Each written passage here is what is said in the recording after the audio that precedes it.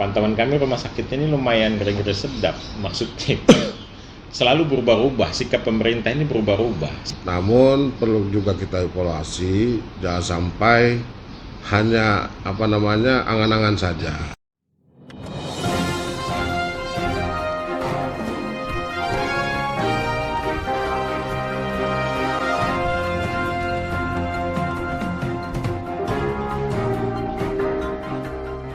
Assalamualaikum warahmatullahi wabarakatuh.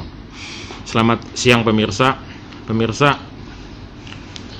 Hari ini DPRD Berau menggelar rapat paripurna terkait peraturan daerah anggaran pendapatan dan belanja Kabupaten Berau untuk tahun anggaran 2022. Dan tadi sudah diparipurnakan, namun tentu saja ada hal-hal yang menarik harus kita wawancara lebih lanjut.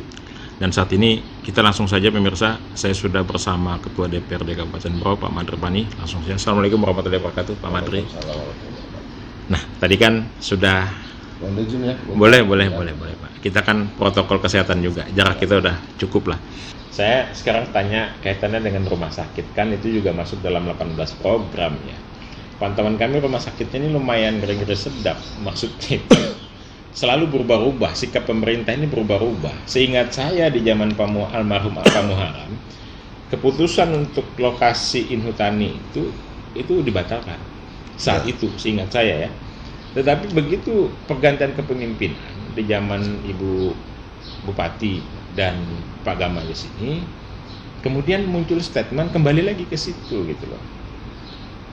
Ini kira-kira apa ini? Ada apa sebenarnya? Mungkin Ketua Dewan tahu kali ya. Ya, saya hanya bisa menjawab ya. Pada intinya kami dari lembaga DPR dan bahkan seluruh anggota DPR sangat menginginkan dan menganggap itu sebagai skala prioritas. Namun perlu juga kita evaluasi, jangan sampai hanya angan-angan saja. Mari kita mekanisme proseduralnya kita penuhi kajian-kajiannya, apresialnya dan segala macam itu harus kita persiapkan mulai saat ini. Jangan sampai APBD kita anggarkan, bahkan tahun kemarin saya dengar sudah ada pembelian lahan. Nah ini kan kalau kita gunakan untuk kepentingan masyarakat dengan jumlah mungkin kurang lebih 5 atau berapa gitu. Itu kan kalau kita berdayakan untuk masyarakat, ekonomi masyarakat itu lebih bagus. Nah pertanyaannya kan kadang-kadang kan masyarakat, loh kok nggak jadi lagi nih lahan dibeli. Nah seharusnya ya saya hanya berharap mudah-mudahan rumah sakit ini bisa berjalan dan bisa dibangun, dan jika perlu kalau memang untuk menindaklanjuti anggaran yang sudah dikeluarkan dulu itu ya, kalau umpamanya areal lahannya tidak standar untuk dibangun rumah sakit pada saat itu, kenapa tidak kita memanfaatkan untuk menganggarkan kembali menambah luasan lahan tersebut, ya kan, yang sudah kita kondisikan pada saat itu ya, sehingganya tidak tidak menjadi anggaran yang tidak tepat sasaran. Mohon maaf, bagaimana mungkin kita mau membangun rumah sakit tipe B sementara aja lahannya belum clear. Nah seharusnya kita boleh saja jangan mengatakan rumah sakit tipe B, karena kalau rumah sakit tipe B belum tentu bisa dilaksanakan pada tahun depan, karena ada regulasi, ada aturan yang harus kita proses atau harus kita termasuk kewenangan ya. Iya, karena kewenangan pemerintah provinsi. Nah, harusnya cukup aja membangun rumah sakit. Iya. Artinya di samping membangun rumah sakit sambil menyesuaikan nanti apakah bisa ditingkatkan untuk Tipe B. Nah, baru kita berstatement rumah sakit tipe B. Kalau kita dengan kata-kata bahwa kita ingin membangun rumah sakit tipe B, maka tidak akan mungkin bisa terlaksana tahun 2022 karena ini kebijakan provinsi. Betul. Lalu yang lebih utama ya harapan saya Pembiayaannya jangan dibebankan dengan APBD karena boleh saja dibebankan dengan APBD tapi dengan jumlah yang normatif. Artinya apakah 50M ya. nanti Sharing lah ya. ya Sharing. nanti berharap dengan BanQ dan apa ya kan ya mungkin bisa terjadi gitu kan. Nah karena apa kita sangat kepingin juga lah karena kalau ada rumah sakit yang ada Masyarakat juga menikmati hasilnya. bisa melayani masyarakat dengan lebih bagus lagi dan tidak membebankan masyarakat. Iya. Artinya ada yang memerlukan penanganan yang lebih intensif, maka tidak harus lagi keluar daerah. Ya, sudah Nah, pasti. ini yang masalahnya. Jadi pertama itu sumber daya manusianya. Kita ini kan ya mohon maaf, rumah sakit itu banyak alat. Ada alat cuci darah, tapi tidak difungsikan. Itu miliaran. Nah, kalau kita harusnya ada peningkatan mutu atau mutu sumber daya manusianya lah. Itu yang lebih utama juga ke depan ya harapan saya kalau memang rumah sakit mau dibangun lagi, apakah itu rumah sakit biasa ditingkatkan rumah sakit tipe B, yang terpenting itu sumber daya manusianya. Oke. Artinya secara sederhananya penekanannya, Iya. Dewan menyambut baik membangun rumah sakit. Sangat menyambut. Kalau bisa jangan dipakai embel-embel tipe B seperti itu. Ya, karena kalau bagaimana mungkin kita bicara rumah sakit tipe B? Apakah ini kebijakan pemerintah daerah? Bukan. Karena ini kebijakan. Bukan kewenangannya. Bukan kewenangannya ya kewenangan pemerintah provinsi. Itu dia, ya. Paham, mengerti saya.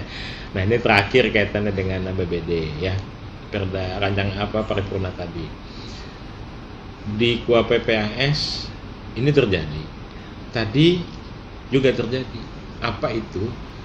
Bupati kayaknya berbisik-bisik sesuatu kepada ketua DPR kayak gitu. Baik di KUA PPAS ada ya. Tadi juga lama kami sempat rekam itu. Apa kalau boleh tahu apa sih yang dibisikin bupati dengan ketua DPR ini? Nah, mungkin ya saya kan tidak mungkin membuka secara gamblang. Iyalah. Ya saya sebagai ketua DPR ya selama ini tidak punya niat yang serakah lah, artinya atau tidak. Saya tahu persis dengan Pak Madri, karena saya paham. Karakter saya bagaimana saya menyuarakan aspirasi masyarakat, kepentingan masyarakat itu di atas segalanya. Oke. Sesuai dengan ya perintah ya partai kami Nasdem, yang tidak baik menjadi baik, yang baik menjadi lebih baik. Oke. Artinya harus ada perubahan. Ya kita hanya berusaha bagaimana di saat kita mengemban amanah ini betul-betul bisa bermanfaat bagi masyarakat, karena kami sadar anggota DPR, lembaga DPR ini kalau tanpa rakyat, tanpa masyarakat, kami tidak mungkin berada di sini. Contoh saya, kalau tanpa dukungan masyarakat, ya saya tidak mungkin menjadi anggota DPR ataupun ketua DPR. Sangat disayangkan pada suatu ketika saya duduk tidak bisa bekerja dan tidak bisa menyuarakan aspirasi masyarakat. Kalaupun di dalam perjalanan karir saya ataupun di saat saya mengemban amanah ini tidak bisa artinya mengakomodir seluruh aspirasi masyarakat, minimal ada yang saya sumbangkan, ya sumbangsi pemikiran dalam melaksanakan tugas ini seperti apa, ya harus sepenuh hati lah. Oke, baik, mungkin itu aja dulu Ya. Ketua.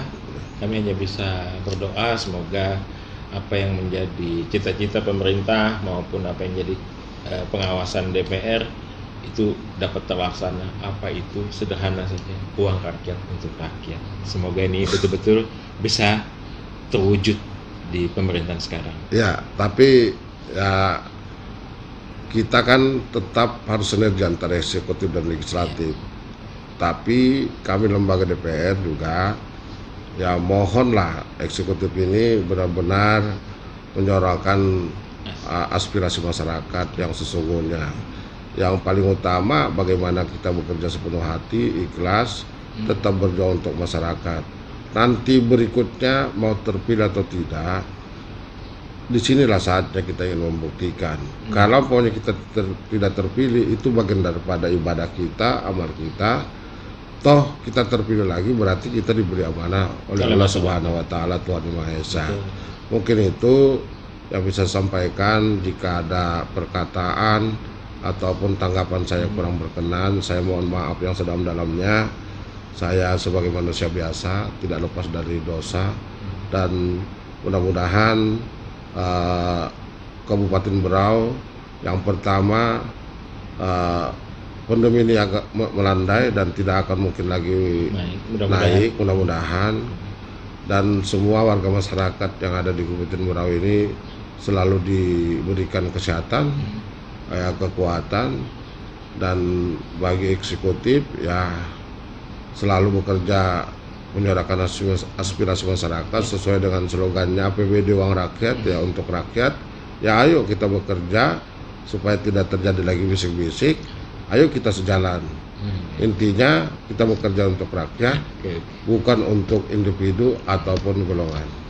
Makanya saya pahamin tadi di penutupan pantunnya Ketua DPR, ayo intinya kita bersinergi. Mari kita sama-sama bangun Kabupaten Berau ini.